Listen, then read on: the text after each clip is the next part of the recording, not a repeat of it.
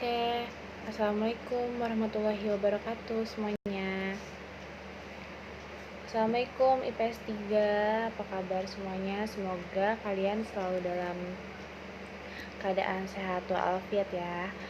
Oke, jadi hari ini kebetulan Ibu tidak bisa Google Meet, jadi Ibu tayangkan video berupa PPT yang dimana pada pertemuan hari ini kita akan membahas tentang objek kajian sosiologi. Mungkin kita akan bertemu di Google Meet minggu depan. Jadi di pertemuan di pagi hari ini kita akan membahas tentang objek kajian sosiologi. Semoga kalian semuanya pada sehat-sehat ya. Dan kita lanjut ke materi. Ada yang tahu nggak sih apa itu objek kajian sosiologi?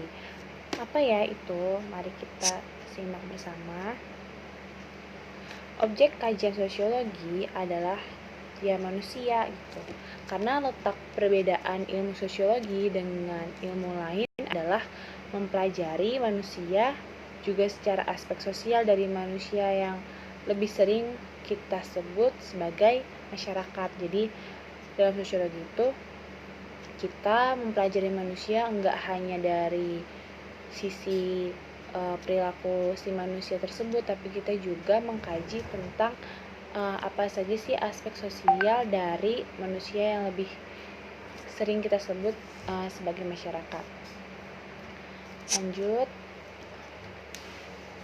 Ibu harap kalian juga mencatat ringkasan yang penting-pentingnya supaya ketika nanti UTS mudah diingatnya ya.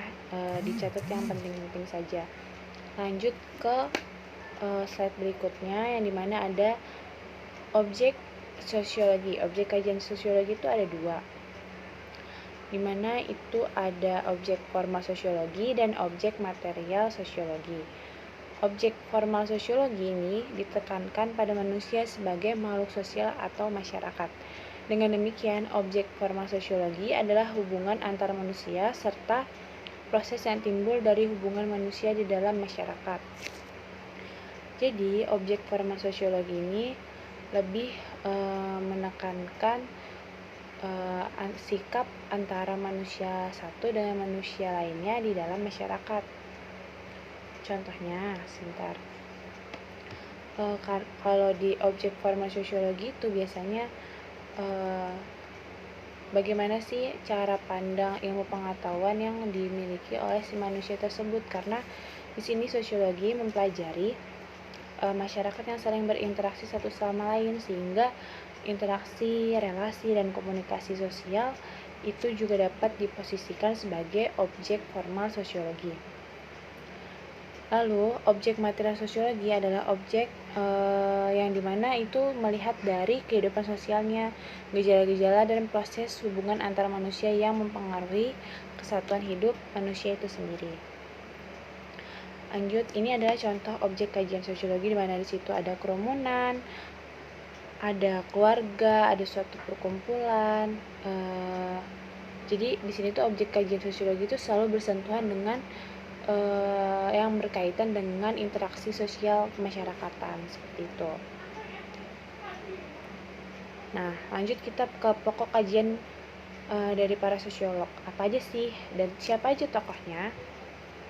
Yang pertama ada Emil Durkheim, yang dimana di sini tuh dia mengkaji mengenai fakta sosial yang ada di masyarakat. Fakta sosial itu apa sih? Fakta sosial adalah struktur yang bersifat eksternal dan memaksa bagi individu. Contohnya itu kemiskinan dan pengangguran. Biasanya Durkheim itu dalam bukunya yang berjudul Suicide atau bunuh diri itu menegaskan gejala sosial itu disebut fakta sosial yang menurut Emil Durkheim itu sebagai kajian objek sosiologi. Nah, fakta sosial ini dibentuk melalui observasi empiris yang dimana membentuk pola-pola sehingga tampak sebagai gejala sosial. Biasanya daftar dan jumlah orang dalam berupa data berapa orang saja sih yang bunuh diri itu biasanya menjadi suatu kelompok tertentu yang digunakan Durkheim sebagai bahan kajian sosiologi. Lanjut ke tokoh berikutnya, ada Karl Marx, di mana di sini beliau mengkaji mengenai konflik sosial terutama di masa industri, di mana banyak konflik antara kaum borjuis atau pemilik modal dengan proletar atau disebut juga buruh, karena menurut Karl Marx ini masyarakat terdiri atas kelas-kelas yang memiliki perbedaan kepentingan sehingga sangat rentan terjadi konflik. Karena di sini Karl Marx itu objek kajian sosiologinya itu kepentingan antar kelas, berbeda dengan Emil Durkheim. Nah, karena kepentingan antar kelas ini diekspresikan dalam perjuangan kelas. Kalau menurut Karl Marx, ya antara buruh dan majikan, kerja dan pemilik modal, borjuis dan proletar.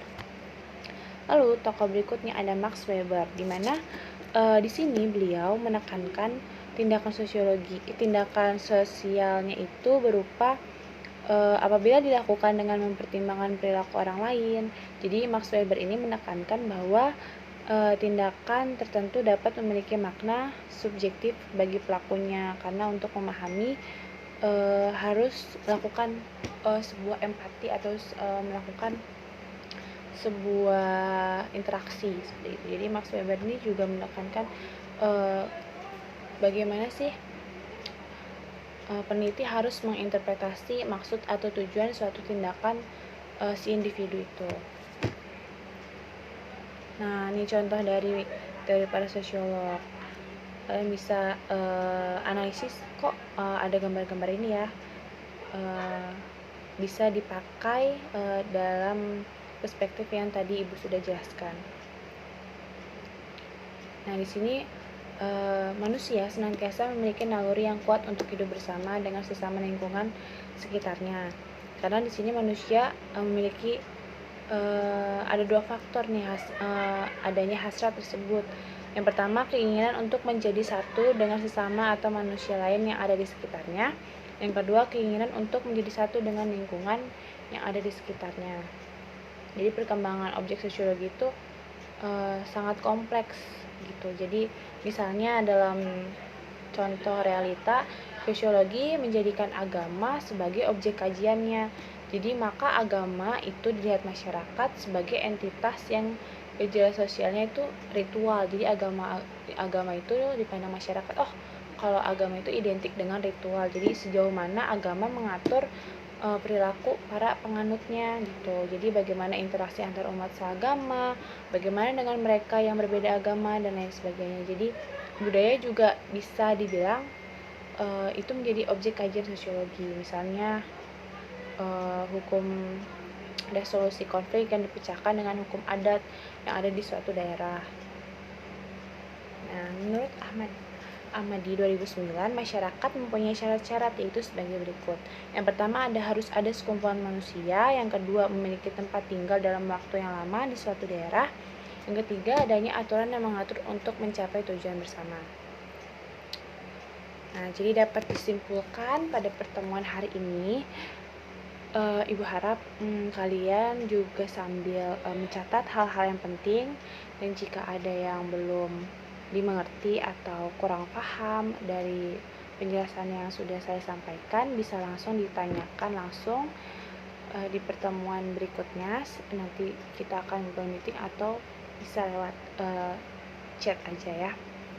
Jadi dapat disimpulkan pada pertemuan hari ini bahwa para ahli memberikan batasan mengenai pengertian dan ciri masyarakat sebagai objek kajian sosiologi. Dan masyarakat yang dikaji itu berkaitan dengan fenomena sosial. Nah, dan sekian materi yang saya sampaikan hari ini. Ibu harap jangan patah semangat untuk belajar dalam keadaan seperti ini. Kita sama-sama berdoa supaya pandemi ini cepat berakhir dan kita cepat bertatap muka di sekolah, melakukan aktivitas seperti biasanya. Jangan sampai kita nggak semangat dalam belajar, karena belajar itu penting. Dan jangan lupa diisi absennya. Nanti saya akan share di Google Classroom atau di grup WA ya. Sekian, semoga kalian selalu dalam keadaan sehat selalu, jaga kesehatan dan jangan lupa belajar setiap hari, dan selalu semangat. Dan sekian dari saya, maaf bila ada kekurangan. Wabillahi taufiq wal hidayah. Wassalamualaikum warahmatullahi wabarakatuh.